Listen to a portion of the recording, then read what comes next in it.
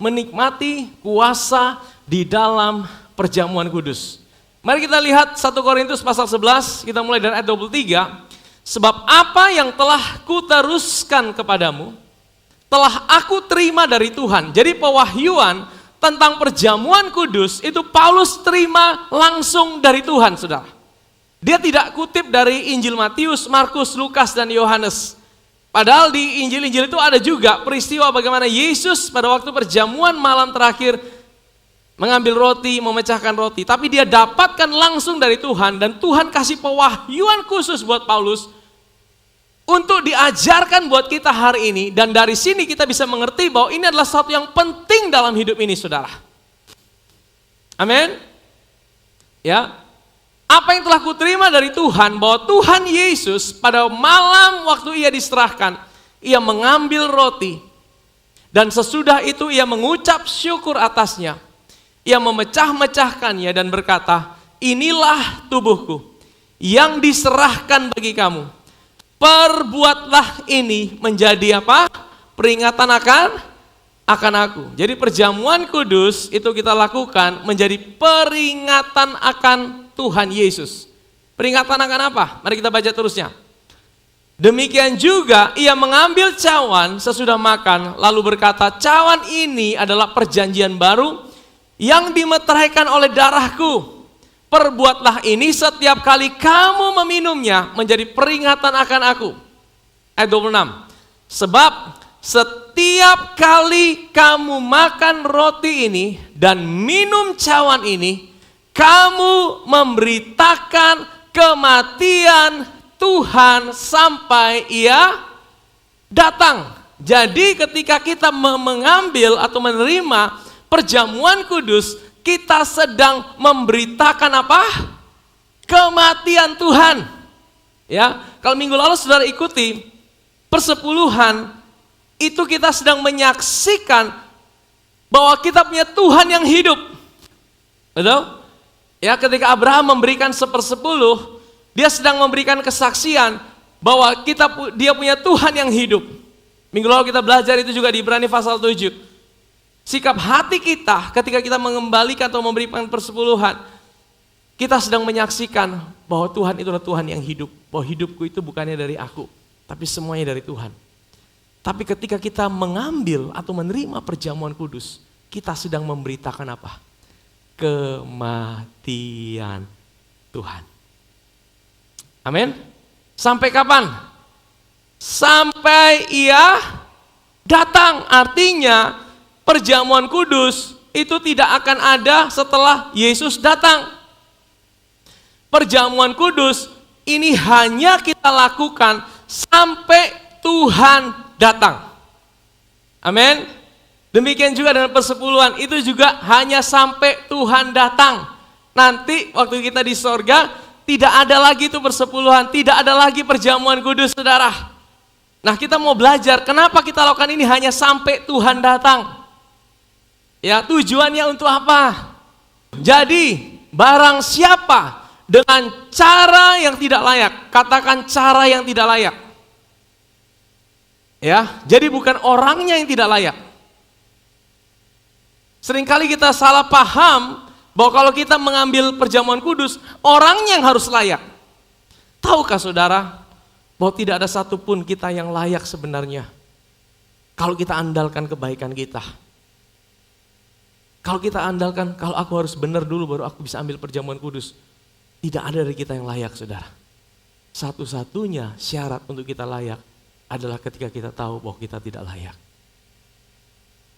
Kenapa kita tidak layak? Karena kita manusia. Pasti saja ada kegagalan dalam hidup kita. Sebenarnya Tuhan mau bilang gini, bukan soal orangnya. Bukan soal siapa dirinya. Kalau engkau lahir baru, engkau bisa ambil perjamuan kudus. Ya. Bukan soal engkau layak atau tidak layak. Ketika engkau tahu engkau tidak layak, engkau layak untuk ambil perjamuan kudus. Tetapi cara yang layak, maksudnya apa? Nanti kita belajar, saudara. Ketika barang siapa dengan cara yang tidak layak makan roti atau minum cawan Tuhan, ia berdosa terhadap tubuh dan darah Tuhan. Karena itu tiap-tiap orang hendaklah menguji dirinya sendiri. Dan baru sesudah itu ia makan roti dan minum dari cawan itu. Jadi ini menguji dirinya bukan menguji layak tidaknya, tapi caranya dia. Sudah benar atau belum? Ya. Kalau caranya benar, nah kita akan dapatkan berkat dari perjamuan ini. Nah kita akan sama-sama belajar nih caranya, tapi saya akan jelaskan dulu. Next, karena barang siapa makan dan minum tanpa mengakui, garis bawah kata mengakui tubuh Tuhan, ia mendatangkan hukuman atas dirinya. Nah, hukuman ini apa saudara? Ayat 30, sebab itu banyak di antara kamu yang lemah, sakit dan tidak sedikit yang, ini ayat disalah mengerti, kalau saya salah ambil, saya ambil dalam keadaan saya berdosa, saya tidak layak, saya bisa sakit, saya lemah, dan saya meninggal. Saudara, kita seringkali punya pemahaman seperti itu. Ada? Saudara, saya mau tanya sama saudara. Ya, kira-kira kalau saudara dalam keadaan sehat nih datang. Terus kalau saudara dengar, kalau saudara ambil, saudara dalam keadaan salah atau berdosa, saudara bisa sakit, meninggal, dan celaka. Saudara berani ambil tidak? Saudara berani ambil tidak? Kalau saudara sehat ini, saya sehat datang ke gereja nih, saya tidak ada sakit apa-apa. Tapi gara-gara saya ambil saya bisa sakit, lebih baik saya tidak ambil. Kira-kira saudara tiap minggu berani ambil tidak? Saudara tidak akan berani ambil. Udah lewat aja. Saya sehat kok. Betul? Akhirnya saudara tidak dapatkan berkat dari apa yang sebenarnya Tuhan siapkan buat hidup saudara. Karena salah paham. Jadi gini saudara, saya mau tanya sama saudara. Kira-kira kalau saudara tidak ambil perjamuan, saudara bisa lemah tidak? Saudara bisa sakit tidak? Saudara pasti meninggal tidak? Jadi, saudara mau ambil tidak ambil? Saudara alami tidak? Jadi yang Paulus jelaskan sebenarnya gini saudara. Manusia itu sejak jatuh dalam dosa. Manusia itu, saudara tahu Adam itu, manusia itu hari ini saudara hidup dalam keadaan seperti hari ini saudara tahu, saudara suka atau tidak suka, kita sebagai manusia keturunan Adam, kita pasti mengalami kelemahan, sakit dan pasti meninggal. Betul tidak saudara? Betul saudara, karena apa? Tuhan itu tidak pernah merencanakan sakit sebenarnya. Tuhan itu tidak pernah merencanakan sakit penyakit. Tuhan juga tidak pernah merencanakan manusia meninggal. Apa penyebab manusia sakit? Sebabnya cuma satu, salah makan. Manusia salah makan itu gara-gara Adam dan Hawa. Apa? Kegagalan manusia apa? Salah makan. Kelihatannya simple. Masa cuma gara-gara salah makan kok kita semua kena efeknya, akibatnya. Hari ini kita semua bisa sakit, kita bisa mati. Ini gara-gara Adam nih, dia salah makan ini. Salah makan, makanya cara Tuhan memulihkan dengan ubah cara makan kita. Amin saudara. Mungkin saudara pikir, apa hebatnya makan ini roti dan anggur? Ini roti biasa, ini anggur biasa. Apa hebatnya?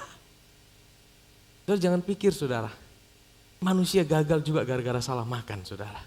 Pohon pengetahuan baik dan jahat harusnya makan pohon kehidupan. Nah, perjamuan ini tubuh dan darah Yesus, inilah pohon kehidupan. Tuhan ubah, Tuhan pulihkan hidup manusia dengan ubah cara makannya saudara. Tuhan itu tidak pernah kasih kita sakit penyakit.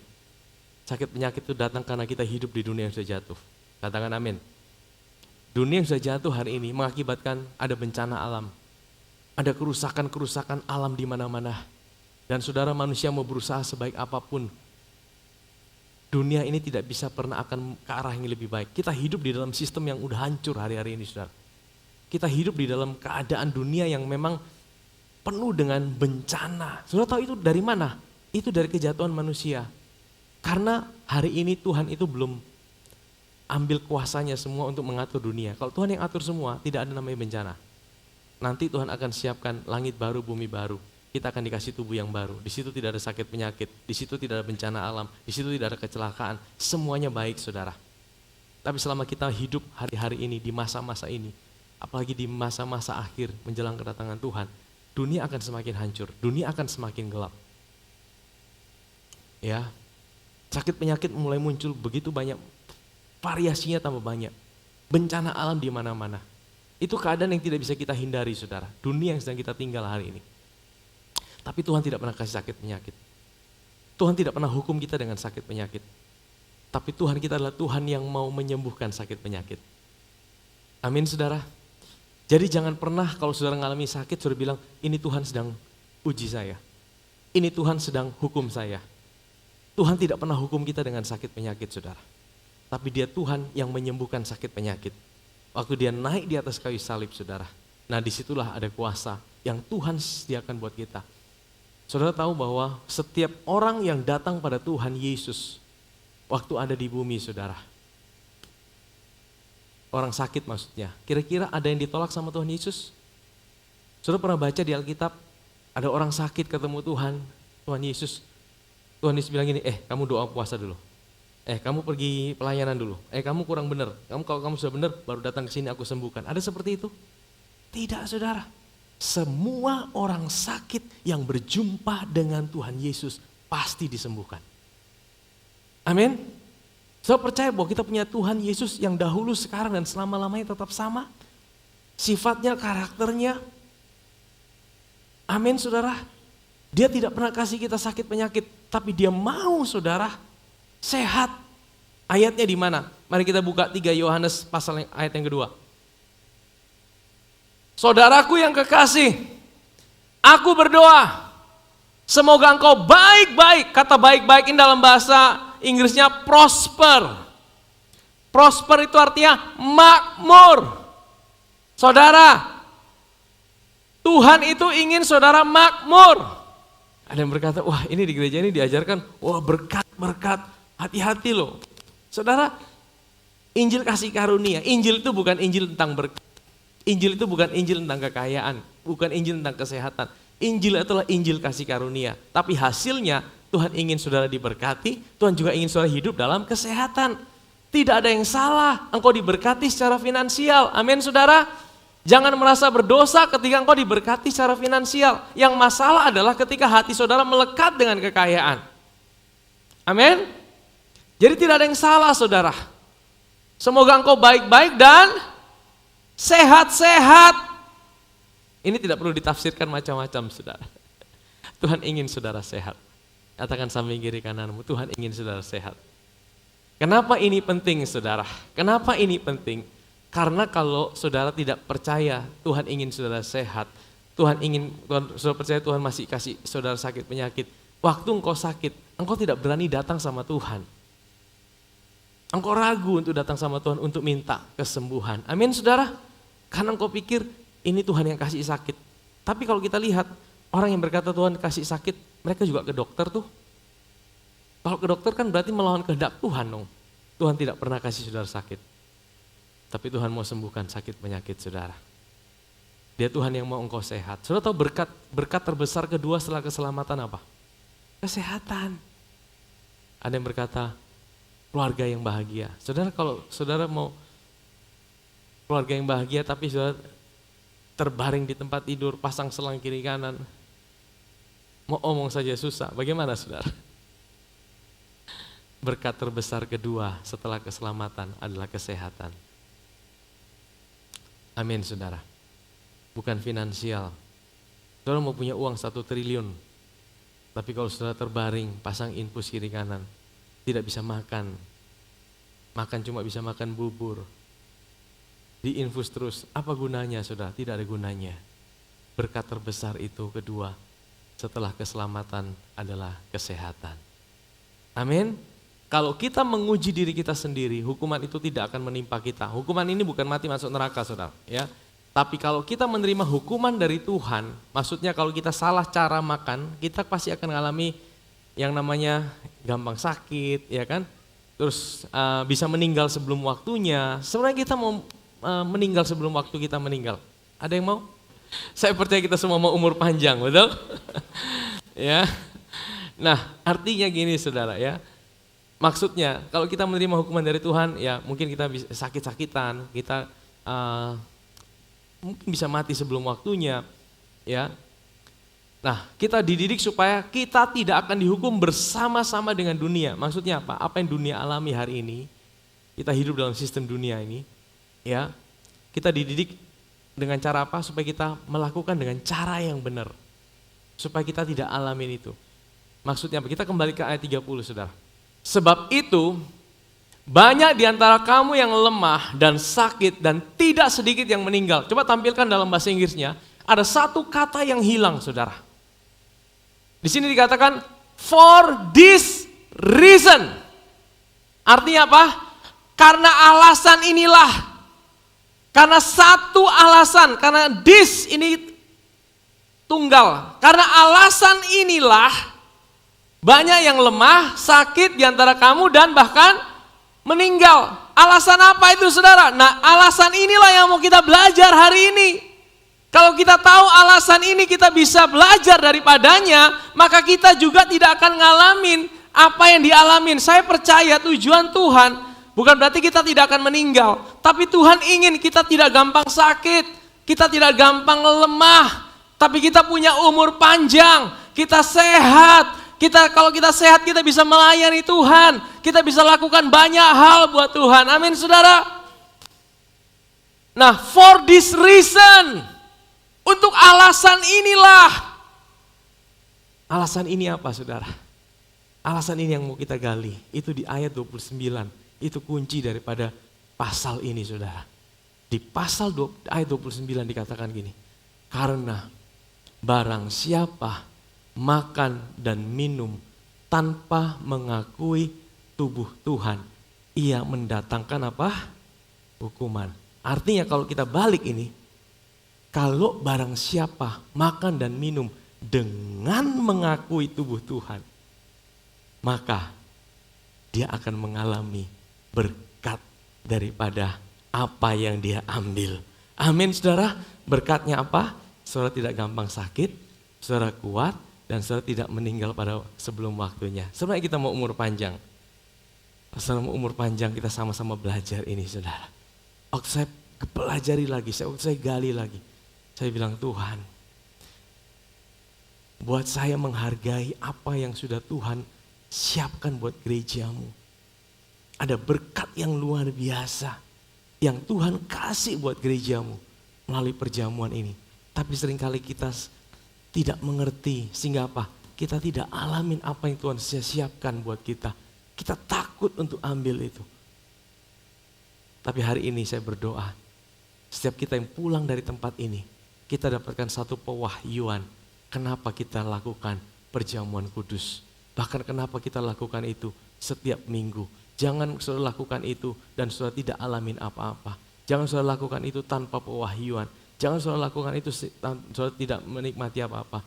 Minta sama Tuhan, setiap kali engkau lakukan itu, engkau dapatkan berkat dari apa yang sudah Tuhan siapkan buat hidup saudara. Amin, Saudara. Kata mengakui itu dalam bahasa aslinya diakrino. Katakan diakrino. Itu artinya to separate truly. Artinya apa? To separate itu memisahkan. Kata dia itu kan, ya dia itu dibagi. Ya, kata dia itu memisahkan. Apa yang dipisahkan? Waktu saudara ambil perjamuan, ada beberapa elemen yang saudara ambil.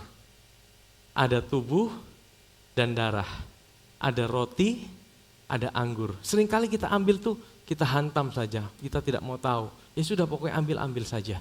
Apapun yang terjadi, ini kan cuma liturgi. Kita tidak lakukan itu dengan kita mengakui, kita memisahkan, kita mengerti apa fungsi daripada tubuhnya, apa fungsi daripada darahnya. Nah, hari ini saya mau ajar kita, waktu kita ambil perjamuan, kita tahu tubuhnya itu untuk apa, darahnya itu untuk apa.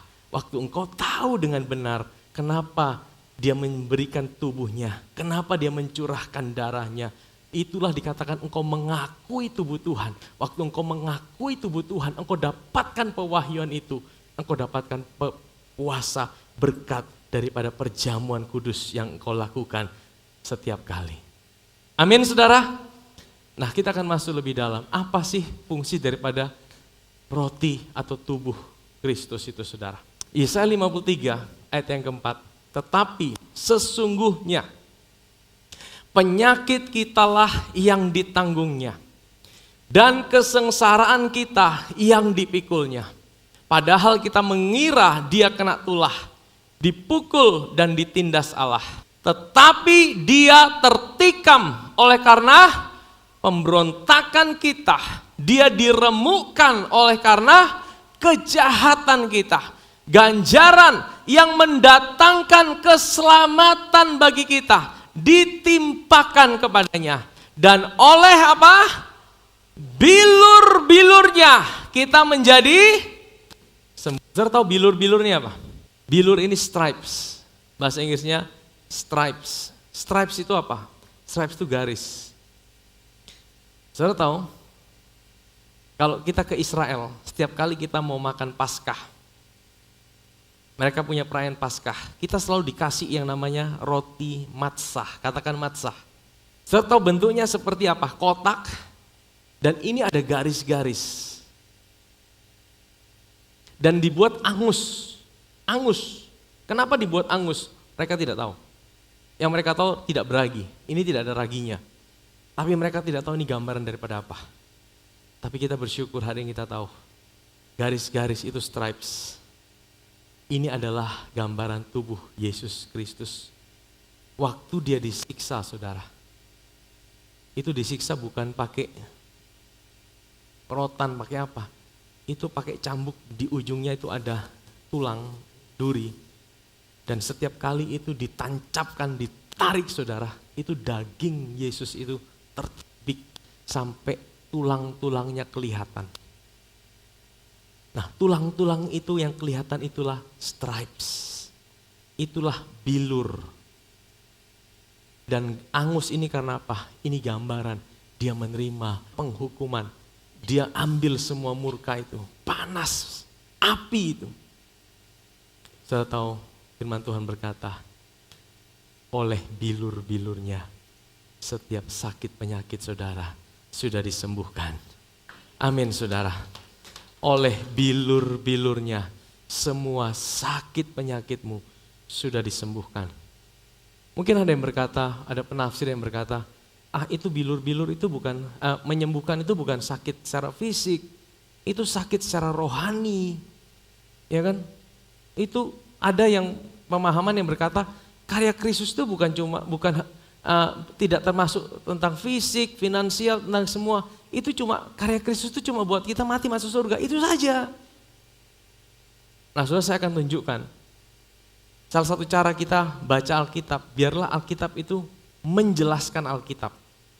Ya, mari kita buka Matius pasal yang ke-8 ayat 14 sampai 17. Setibanya di rumah Petrus, Yesus pun melihat ibu mertua Petrus terbaring karena sakit apa? Ini sakit fisik atau sakit spirit? Ini sakit demam. Ini sakit fisik, saudara.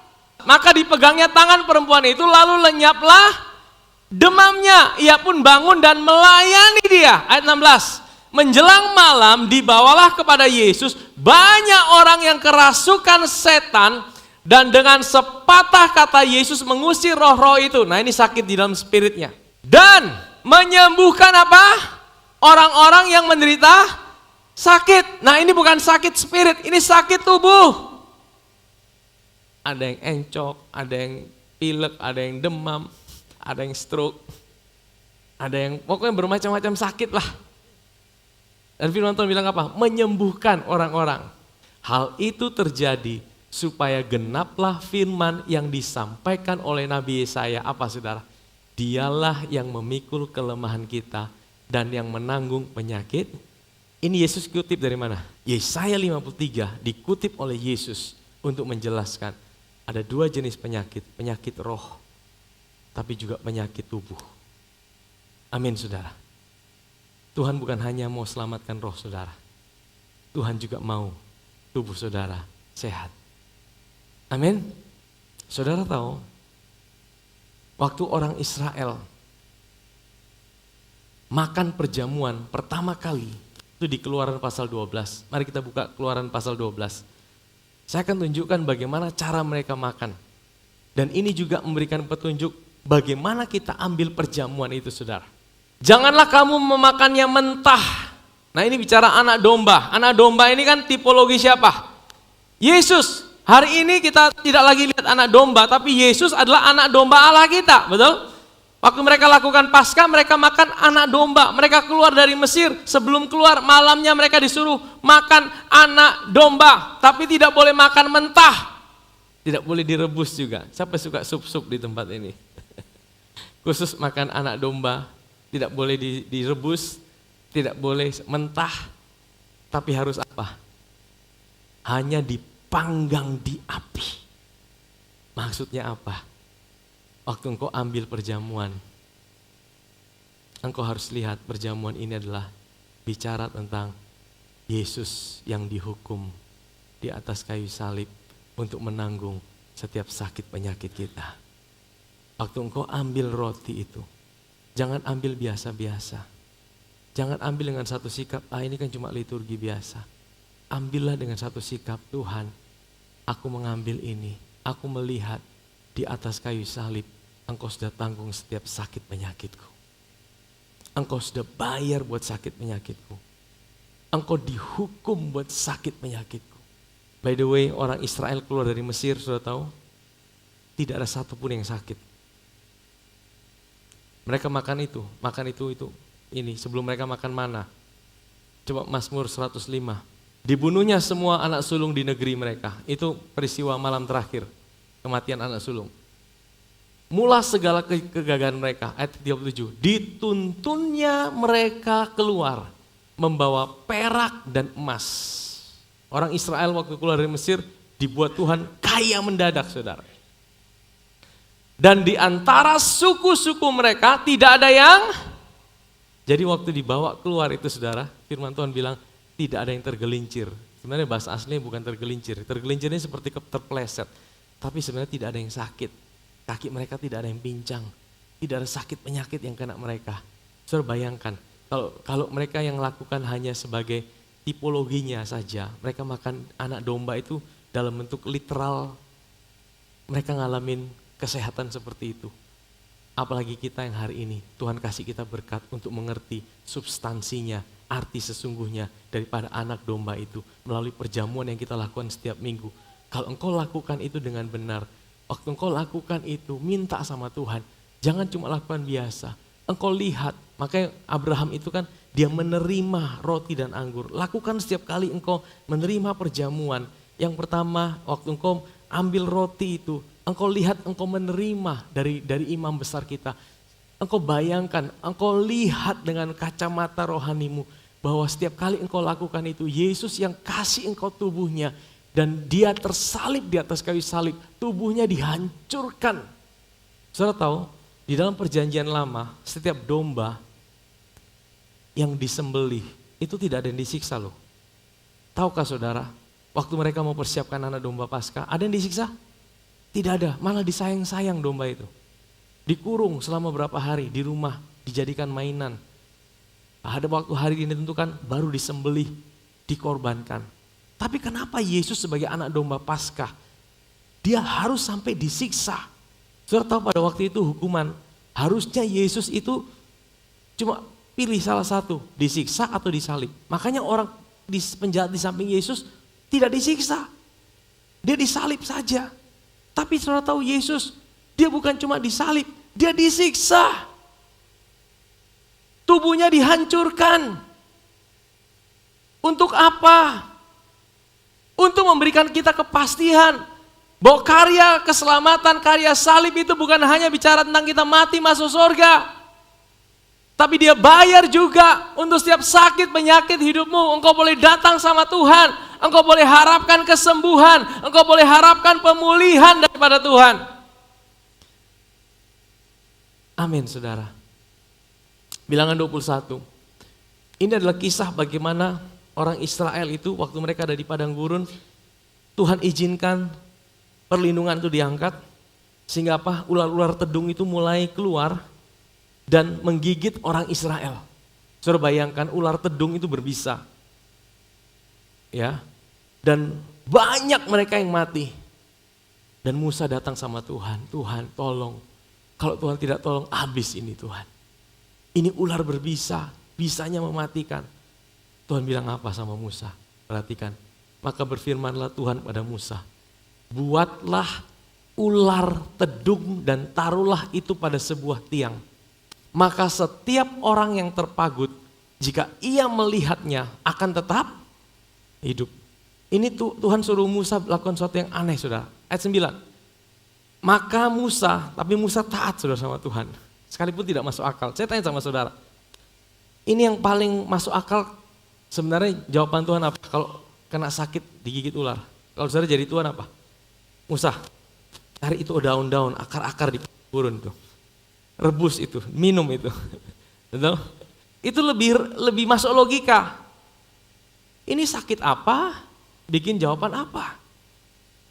Tuhan bilang apa? Lalu Musa membuat ular tembaga dan menaruhnya pada sebuah tiang. Maka jika seorang dipagut ular dan ia memandang pada ular tembaga itu, tetaplah ia hidup. Ini kan aneh. Tapi sudah tahu siapa ular tembaga itu? Yesus yang dihukum. Tembaga itu melambangkan penghukuman. Kenapa Yesus dilambangkan ular tembaga? Artinya Yesus itu dihukum di atas kayu salib untuk menanggung setiap sakit penyakit saudara. Maksudnya begini, setiap orang yang terpagut ular, selama matanya melihat pada ular tembaga itu, maksudnya apa? Kalau dia bisa lihat sakitnya itu ada di ular tembaga, maka dia akan sembuh. Aplikasinya buat kita apa hari ini?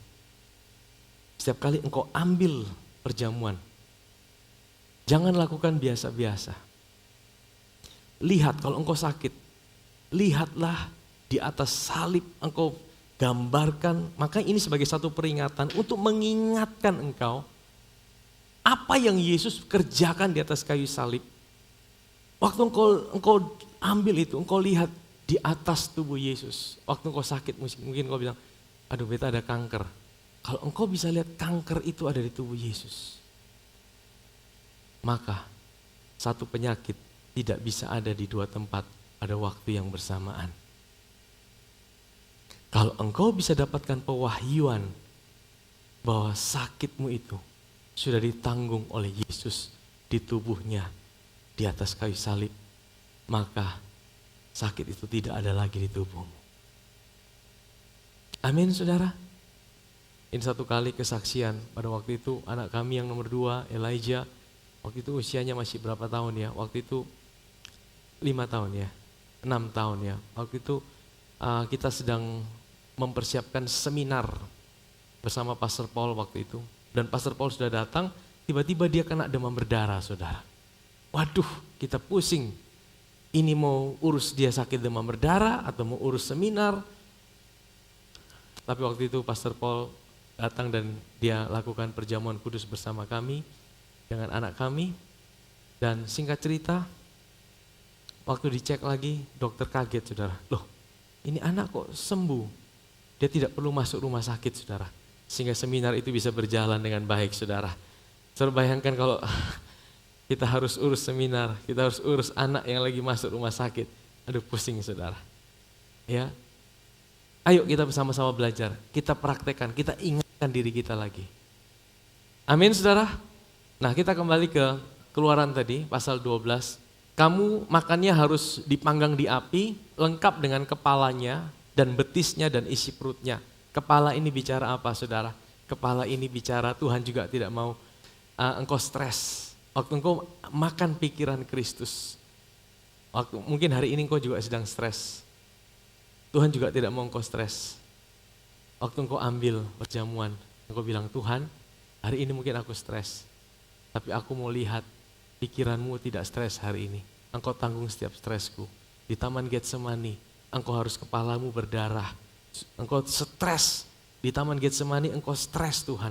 Supaya hari ini aku tidak perlu stres. Waktu engkau ambil itu, engkau bilang sama Tuhan, Tuhan aku tidak mau stres Tuhan. Mungkin masalahku belum selesai. Pergumulanku belum selesai. Tapi aku mau pikiranku ada dalam ketenangan. Amin saudara. Terus apa lagi? Kaki, betis ini di kaki. Kaki ini bicara tentang kekuatan. Ya. Tadi pagi saya share ada Oma Simamora. Oma Simamora usia udah 88 sudah. Saudara bayangkan usia 88 tahun Oma. Tapi masih bisa naik lantai 3. Gereja kita. Ada kita mungkin usia baru 60, belum 70. Naik udah susah saudara. Kaki sudah tidak kuat semua. Ada yang naik sini udah berat kakinya. Usia saudara berapa? Saya sungguh-sungguh dibuat kagum kepada Tuhan melalui apa yang Oma Simamora tunjukkan saudara. Saya percaya saudara ya, itu juga setiap minggu kita ambil itu. Lakukan dengan cara yang benar. Selalu fokus dengan karya Tuhan. Jadi yang pertama waktu kita ambil, kita harus tahu apa fungsi daripada tubuhnya. Ya. Yang kedua, apa fungsi daripada darahnya? Coba kita buka Efesus pasal yang pertama, ayat yang ke-7. Sebab di dalam Dia dan oleh darahnya kita beroleh apa? Penebusan, yaitu apa? Pengampunan dosa. Menurut kekayaan kasih karunia-Nya. Jadi apa fungsi daripada darah Yesus? Darah Yesus untuk mengampuni segala dosa dan pelanggaran kita. Jadi setiap kali kita angkat cawan itu saudara, kita deklarasikan, Tuhan terima kasih buat pengampunan yang Tuhan sudah kerjakan buat aku 2000 tahun yang lalu. Aku tidak bisa benar, aku tidak bisa kudus dengan kekuatanku sendiri. Aku tidak mungkin bisa membersihkan dosaku kalau Engkau tidak membasuh aku di dalam darah-Mu. Dan setiap kali kita angkat cawan itu, kita deklarasikan, Tuhan, terima kasih buat darah-Mu yang sudah menyucikan dan mengampuni aku. Ibrani 9 ayat 22, dan hampir segala sesuatu disucikan menurut hukum Taurat dengan darah. Dan tanpa penumpahan darah tidak ada pengampunan. Saudara diampuni bukan karena saudara baik. Saudara diampuni bahkan bukan karena saudara bisa minta ampun sama Tuhan. Yang menyucikan kita adalah darah Yesus. Dan kapan darah itu tercurah? 2000 tahun yang lalu. Setiap kali kita ambil cawan itu, kita tidak sedang bilang, Tuhan ampuni dosa saya. Tuhan, maukah Engkau mengampuni aku? Tuhan bilang apa? Aku sudah mengampuni kamu. 2000 tahun yang lalu, darahku sudah tercurah. Setiap kali kita angkat cawan itu, kita menghargai Tuhan. Kita menghormati Dia. Terima kasih buat pengampunan-Mu Tuhan. Terima kasih buat darah-Mu yang Kau curahkan buat aku. Waktu Engkau lakukan seperti itu, Engkau sedang diakrino. Engkau sedang mengakui tubuh Tuhan. Dan waktu Engkau praktekkan itu, kita praktekkan itu. Kita lakukan dengan benar. Firman Tuhan berkata, for this reason. For this reason. Untuk alasan inilah. Kalau kita ambil dengan cara yang benar. Kita membalikkan setiap penghukuman itu. Engkau tidak gampang sakit. Waktu engkau sakit, engkau bisa datang sama Tuhan. Engkau bisa punya tubuh yang sehat. Dan engkau juga bisa panjang umur. Itu yang Tuhan mau dalam hidup saudara. Amin.